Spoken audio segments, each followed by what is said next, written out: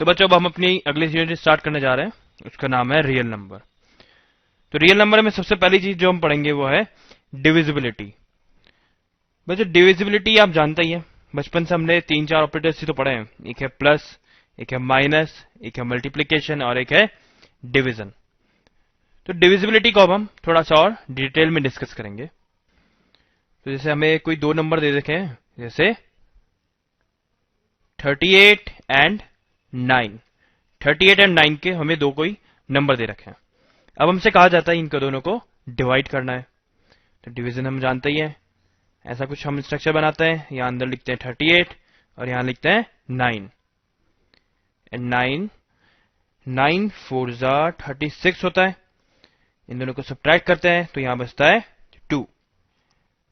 तो ये जो कुछ भी मैंने लिखा, इसके अंदर कुछ टर्म्स और हम डिफाइन करते हैं। जैसे ये 38, इस 38 को हम क्या बोलते हैं? इस 38 को हम बोलते हैं डिविडेंट। क्या बोलते हैं? डिविडेंट। ये 9 है, इसको क्या बोलते हैं? डिवाइजर। डिवाइजर। ये जो 2 आ रहा है, ये क्या है? ये 2 है रिमाइंडर। रिमाइंडर। और ये जो 4 आया वो क्या होता है? उसको बोलते हैं हम क्वोशिएंट। क्वोशिएंट। तो ये सिंपल लॉन्ग डिवीजन मेथड है, इसको आप बचपन से पढ़ते आ रहे हैं। आप अराउंड 3rd या 4th क्लास से आपने इस चीज को पढ़ना स्टार्ट कर दिया था। इसी पे बेसिक फॉर्मूला भी है, वो भी आप जानते हैं कि dividend dividend equal to divisor. Divisor into quotient. Quotient quotient plus remainder. Remainder. ये फॉर्मूला भी आपने देख रखा है, dividend equal to divisor into quotient plus remainder. अब हम इस चैप्टर में इसी फॉर्मूले को थोड़ा और डिटेल में एनालाइज करते हैं। तो बच्चों यूक्लिड नाम के एक बहुत ही बड़े मैथमेटिशियन थे, ग्रीक के रहने वाले थे। उन्होंने एक डिवीजन लेमा दिया था। ये जो डिवीजन लेमा था वो कुछ जो अभी हमने ये फॉर्मूला देखा है वैसा ही है। तो देखते हैं यूक्लिड डिवीजन लेमा एक्चुअल में है क्या। यूक्लिड लेमा को हम ऐसा लिखते हैं कि let a and b be any 2 positive integers. A और बी क्या है? कोई भी 2 पॉजिटिव इंटीजर्स हैं। Then there exist unique integer q and r such that a equal to b q plus r. और यहां पे कंडीशन भी है कि आर की वैल्यू जो है वो या तो 0 से बड़ी होगी या इक्वल होगी, या फिर आर की वैल्यू जो है वो बी से कम होगी। तो अगर इसको मैं अब इसको थोड़ा आपको जानी पहचानी फैमिलियर सी फॉर्म में लिखना चाहूं तो मैं इसको ऐसा लिखूंगा कुछ कि यहां पर मैंने एक डिवीजन सिंबल बना दिया है और यहां पर मैं लिखूंगा ए, यहां पर मैं लिखूंगा बी, यहां पर आएगा क्यू और इधर इसको सॉल्व करने के बाद यहां पर आएगा रिमाइंडर आर। जाना पहचाना लग रहा है कुछ? ए क्या था यहां पे? ए क्या था? अभी हमने देखा था, अभी हमने इस बारे में बात करी थी। ए है हमारा divisor, sorry dividend. Dividend. B क्या है हमारा? बी है हमारा डिवाइजर। डिवाइजर। क्यू है हमारे पास में क्वोशिएंट। क्वोशिएंट। एंड आर है हमारे पास रिमाइंडर। रिमाइंडर। तो ये बात जो यूक्लिड ने बोली थी कि let a and b be any 2 positive integer then there exist unique integer q and r such that a equal to b q plus r. और ये हमारी जो कंडीशन है वो, तो ये बात कोई नई नहीं है, ये हम जानते हैं, हम ऑलरेडी इस चीज को जानते हैं। बस अब हम इसको यूक्लिड डिवीजन लेमा के नाम से दोबारा पढ़ रहे हैं। तो चलिए इस लेमा के ऊपर एक क्वेश्चन सॉल्व करते हैं। हमें एक क्वेश्चन दे रखा है, show that every positive even integer is of the form 2q and that every positive odd integer is of form 2q plus 1 where q is some integer। हमें ये चीज प्रूव करनी है और हमें इसको प्रूव करना है यूक्लिड डिवीजन लेमा यूज करते हुए। तो चलिए इसको करते हैं। देखिए सबसे पहले तो हम लिखेंगे let a be any positive integer and b equal to 2। a तो हमारा डिविडेंट है और b क्या है? b हमारा डिवाइजर है। तो हमारा डिवाइजर 2 है। क्यों? क्योंकि हमें दिखाना है show that every positive even integer is of the form 2q। देखिए हमें ये शो करना है कि एवरी पॉजिटिव इवन इंटीजर की बात हो रही है, इसका मतलब ये जो भी नंबर होगा वो 2 से डिविजिबल होगा, और 2 से डिविजिबल होगा इसका मतलब हमारा डिवाइजर बन गया 2। तो हम यहां लिखेंगे let a B any positive integer. Positive integer ही क्यों बात कर रहे हैं हम, क्योंकि यहां पे हमें दे रखा है show that every positive even integer. तो हमने ए को कंसिडर कर लिया कि कोई भी एनी पॉजिटिव इंटीजर हो सकता है ये। अभी हमने इसकी बात नहीं कर रहे कि इवन है या ऑड है, अभी हम सिर्फ लिख रहे हैं कि a B any positive integer and b equal to 2। B क्या है, इक्वल टू 2 है। Then by Euclid division lemma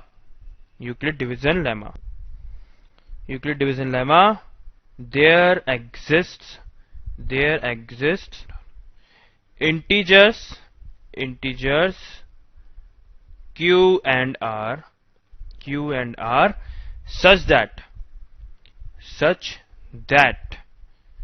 that a equal to 2q plus r। और हमारी कंडीशन, ये वाली कंडीशन क्या लग जाएगी यहां पे, 0 is less than equal to r is less than 2। ये हमारी कंडीशन है, ये वाली a equal to b q plus r. b को तो हमने 2 ले लिया, तो यहां पे आ गया a equal to 2q plus r, और ये हमारी कंडीशन आ गई। अब देखिए हम यहां पे बात करते हैं कि यहां पे जो b है वो b क्या है, b is any positive integer. क्या है, ये इंटीजर है। और अब हमसे कहा जा रहा है कि r की जो वैल्यू है वो 0 से 2 के बीच में है, या तो 0 की इक्वल होगी या फिर वो 1 हो सकती है, पर 2 से तो लेस होगी।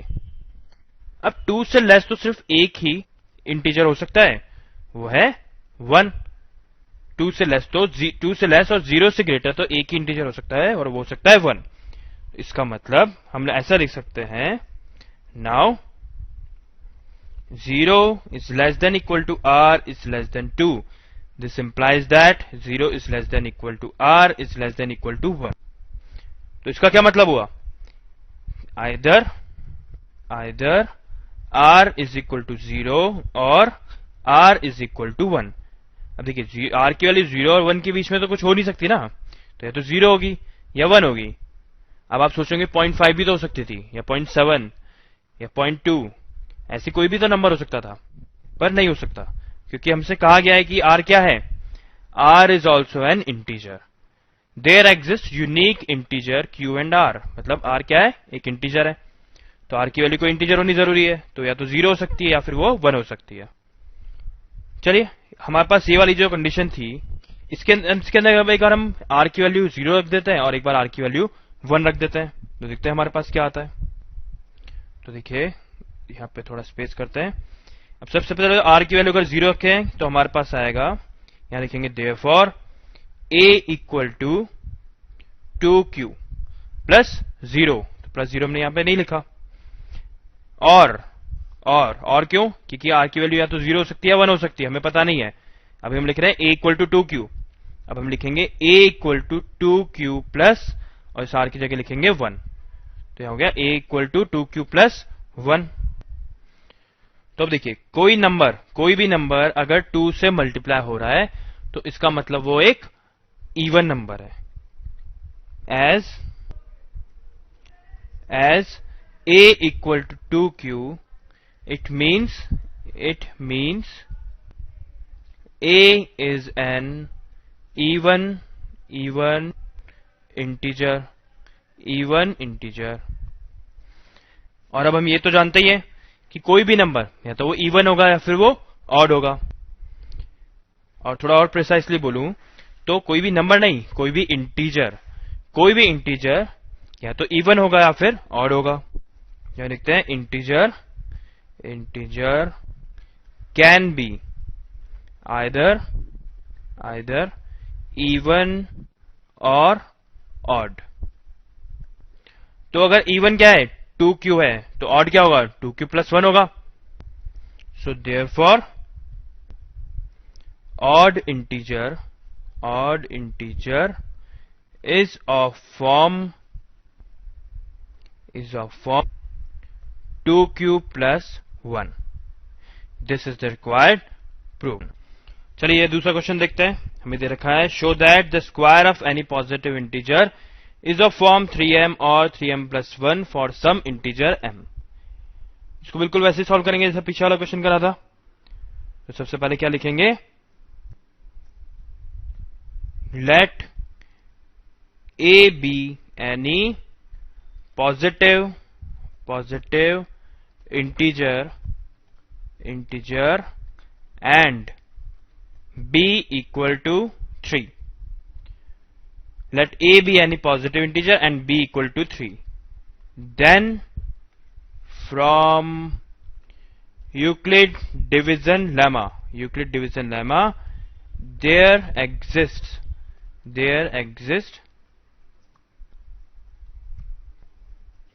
integers q and r such that a equal to b की वैल्यू तो है 3, तो b equal to 3q plus r, where 0 is less than or equal to r is less than b. Sorry, r is greater than or equal to 0 and r is less than b. और b क्या है यहाँ पे, b है हमारे पास में 3. इसका मतलब r की वैल्यू या तो 0 को इक्वल होगी या फिर 3 से लेस होगी. इसका मतलब r की पॉसिबल वैल्यू क्या हो सकती है, possible values of r are either 0 या फिर 1 या फिर 2. 0 की या तो वैल्यू 0 हो सकती है क्योंकि यहां दे रखा है 0 is less than equal to r. इसका मतलब एक वैल्यू r की 0 भी हो सकती है, या फिर 1 हो सकती है क्योंकि 1 0 और 3 के बीच में लाई करता है. वैसे 2 भी हो सकती है क्योंकि 2 भी 0 और 3 के बीच में लाई करता है. पर क्या 3 हो सकती है, 3 नहीं हो सकती क्योंकि यहां पे दे रखा है 3 से लेस होनी चाहिए वैल्यू, इक्वल भी नहीं, 3 से लेस होनी चाहिए वैल्यू. इसका मतलब अगर मैं r की वैल्यू एक बार यहां पे 0 रखूं या फिर एक बार 1 रखूं और एक बार 2 रखूं तो मेरे पास क्या आ जाएगा, therefore a equal to 3q plus 0 and a equal to 3q plus 1 and a equal to 3q plus 2. पर क्वेश्चन में हमसे बात करी गई है कि square of any positive integer का स्क्वायर करना है. तो हम सबसे पहले हमारा केस 1 लेते हैं. केस 1 हमारा कहता है कि a इक्वल टू 3q होगा.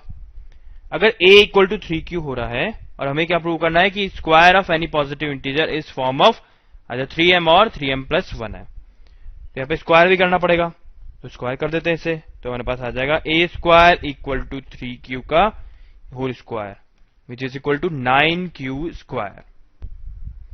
और इस 9q स्क्वायर को हम लिख सकते हैं 3q इंटू 3q, इसे ब्रैकेट में लिख देते हैं. And this is equal to, यहां थोड़ा गलत कर दिया, यहां पे आएगा 3 इंटू 3q का square which is equal to 3m, where m equal to 3q square. 3q square क्या होगा तो आखिर में भी एक इंटीजर ही, तो m को एक इंटीजर है और हमने इसको 3m की फॉर्म में रिप्रेजेंट कर दिया. तो हमारे पास में एक पॉजिटिव इंटीजर था जिसके स्क्वायर को हमने 3m की फॉर्म में रिप्रेजेंट कर दिया. ये तो था हमारा फर्स्ट केस. अब हम बात करते हैं केस 2 की. केस 2 क्या है, a equal to 3q plus 1. तो चलिए इसको भी करके देखते हैं. इसमें हम लिखेंगे सबसे पहले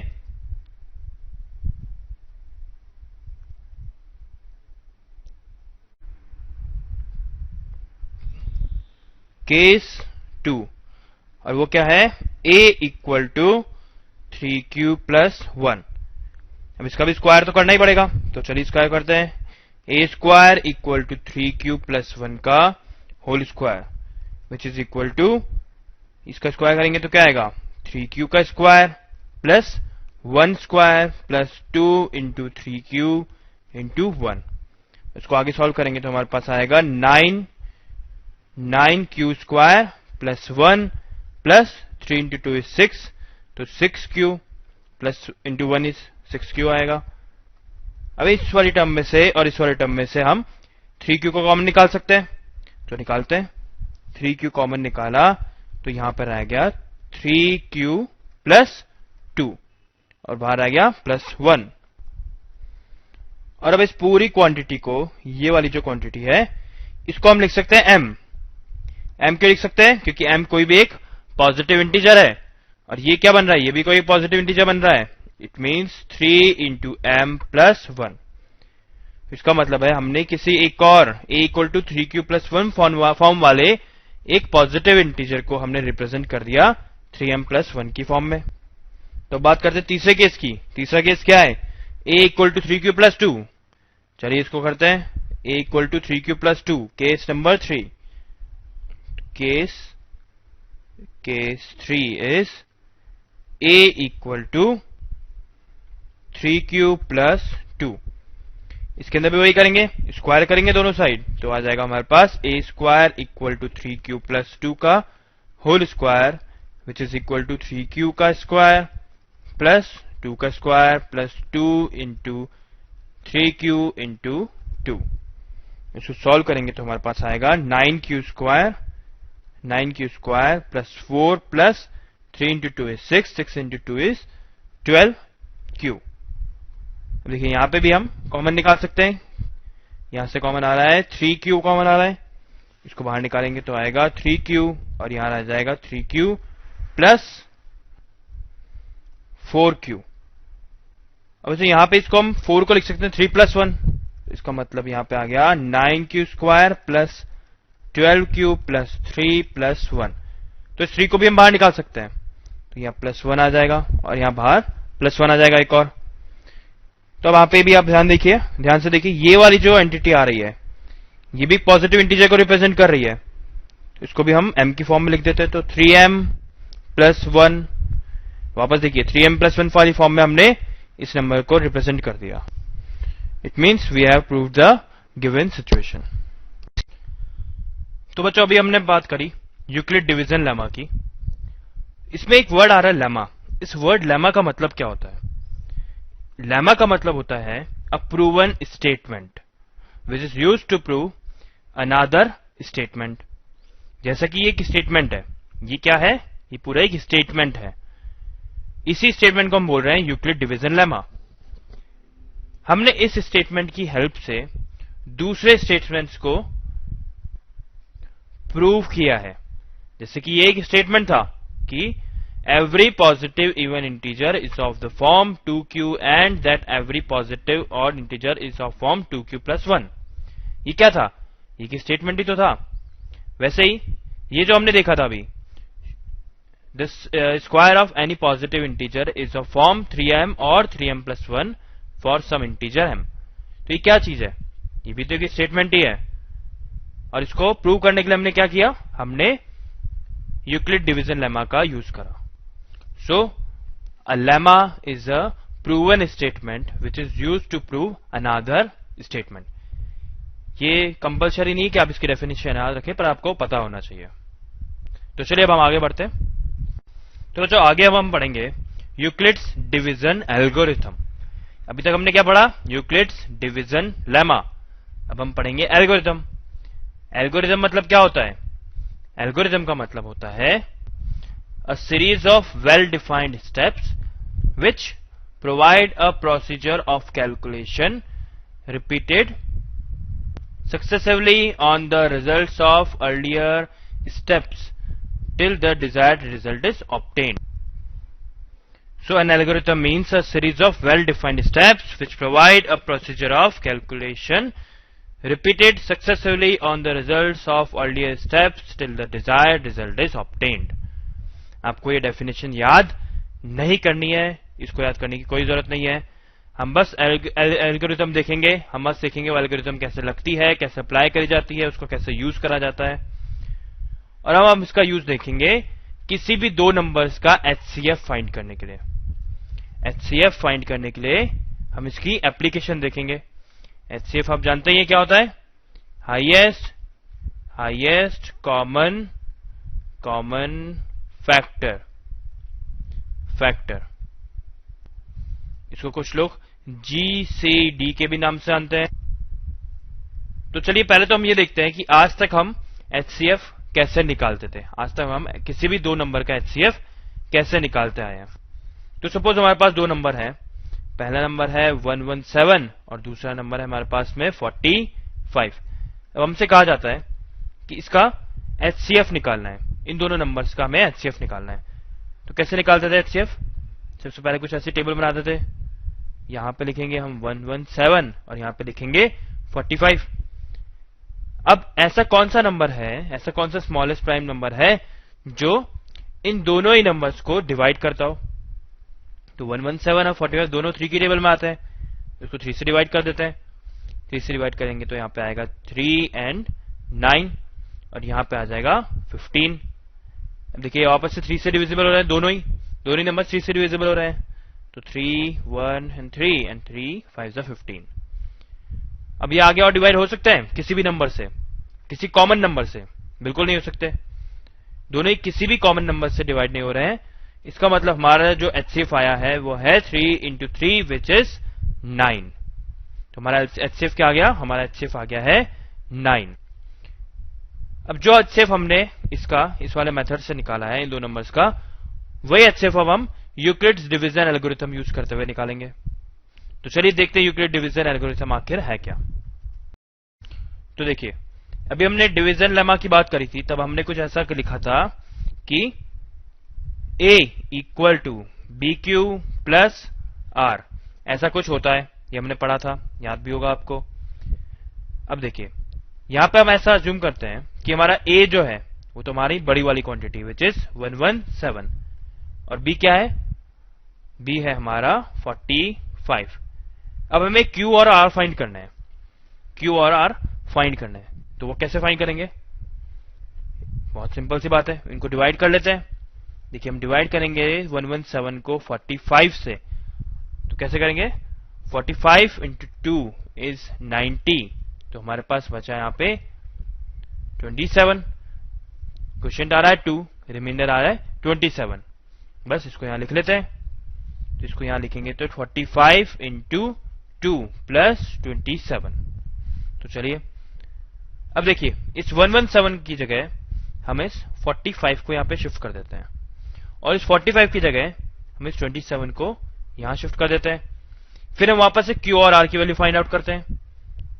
जैसे कि इस 117 की जगह हमने लिखा 45 इक्वल टू, और इस 45 की जगह लिखा हमने 27 इंटू, अब यहां पे हमें कुछ क्वेश्चन फाइंड करना होगा और यहां पे हमें कुछ रिमाइंडर फाइंड करना होगा।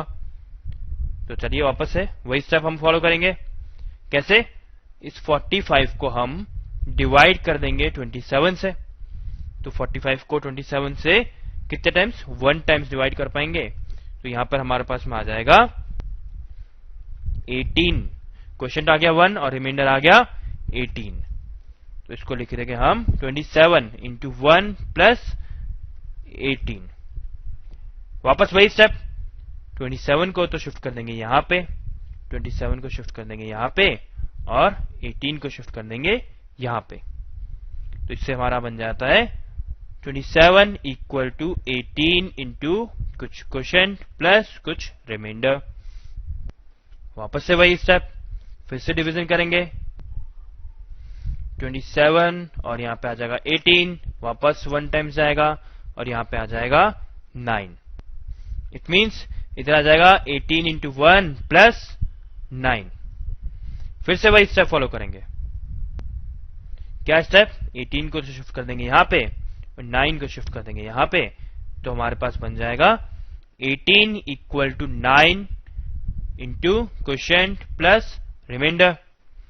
अब देखिए 18 को 9 से हम डिवाइड करते हैं, यहां पे करके देखते हैं। 18 को 9 से डिवाइड कर, 9 2 जा 18 आता है और यहां पे 0 आ गया। इसका मतलब हम यहां पे लिखेंगे 9 इंटू 2 प्लस 0। तो यहां पे 0 आ गया। इसका मतलब ये जो क्वांटिटी यहां आ रही है, ये जो b की वैल्यू अब हमारे पास आ रही है, वो हमारा एचसीएफ है। देखिए आंसर मैच करके भी देख लीजिए, आंसर वही आ रहा है। पहले भी आंसर 9 आ रहा था, एचसीएफ 9 आ रहा था और अभी क्या आ रहा है? 9 आ रहा है।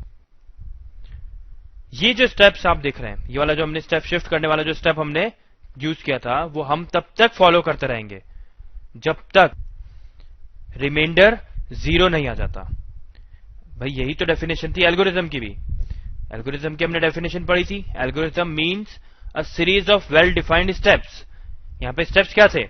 यहां स्टेप्स ये थे कि कोई भी नंबर a और b के लिए q और r की वैल्यू फाइंड करिए। अगर r की वैल्यू 0 है तब तो b हमारा एचसीएफ होगा, और r की वैल्यू अगर 0 नहीं है तो r की जगह b को रख दीजिए और a की जगह b रख दीजिए, और फिर से वापस चेक करिए। अगर r 0 आ जाता है तब तो ठीक है, अगर नहीं आता तो फिर से वही स्टेप फॉलो करिए। तो ये क्या थे? ये वेल डिफाइंड स्टेप्स थे which provide a procedure of calculation repeated successively on the result of earlier steps। तो ये हमारा earlier steps थे। फिर ये हमारा इस वाले स्टेप का हमारा earlier step ये था, इस वाले स्टेप का earlier step ये था। तो ये हमारे earlier steps थे, और इन earlier steps को सक्सेसिवली हम सॉल्व करते गए एंड लास्ट में successfully on the result of earlier step till the desired result is obtained। और हमारा डिजायर्ड रिजल्ट क्या था? हमारा डिजायर्ड रिजल्ट था कि रिमाइंडर 0 आ जाए और हमें एचसीएफ की वैल्यू मिल जाए। बस वही तो हुआ है यहाँ पे। देखिए, अगर आपको थोड़ा भी कंफ्यूजन हो रहा है तो आप बिल्कुल मत घबराइए, क्योंकि अब हम एक और क्वेश्चन करने जाएंगे इसके ऊपर, जिससे आपको ये थोड़ा और ज्यादा क्लियर हो जाएगा। तो चलिए एक और क्वेश्चन देखते हैं हम। हमें दे रखा है फाइंड एचसीएफ ऑफ 210 एंड 55। इसको सॉल्व करते हैं। देखिए, सबसे पहले देखिए 210 is greater than 55। So as 210 is greater than 55, therefore A is equal to 210 and B equal to 55। तो हम क्या करेंगे? हम A equal to BQ plus R की फॉर्म में लिखेंगे, और हम कोई Q और R फाइंड आउट करेंगे such that 210 equal to 55 into Q plus R। हमें Q और R फाइंड करना है। वो कैसे करते हैं? 210 को डिवाइड कर देते हैं 55 से, तो 55 इंटू 3 इज 165, और हमारा रिमाइंडर बचेगा 45।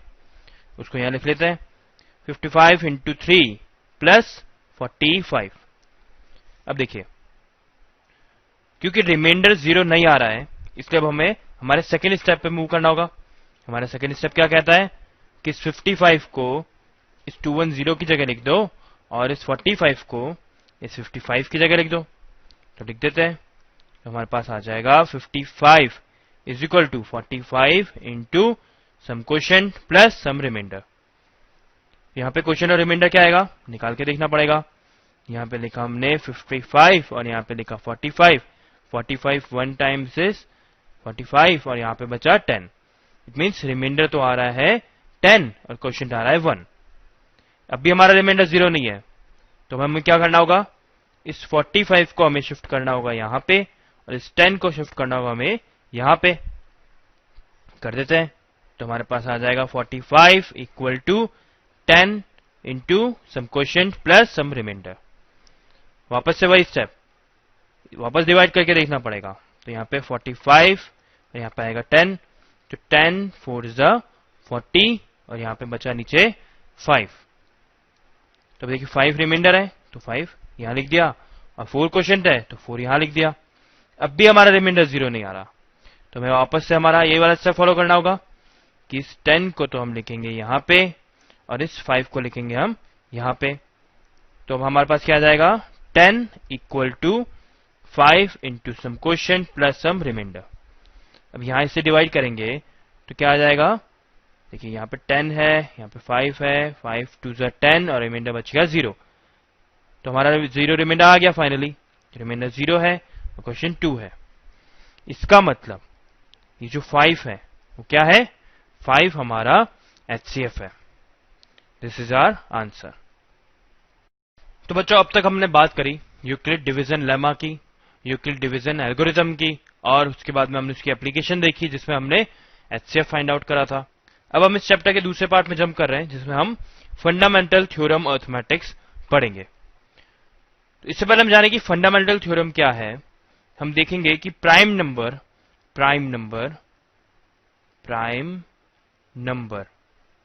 क्या होता है एंड कंपोजिट नंबर क्या होता है, कंपोजिट नंबर। तो प्राइम नंबर तो आप जानते ही हैं, the number divisible by itself and 1 is called prime number. जैसे 2, 3, 5, 7 एंड 11, 13, 17,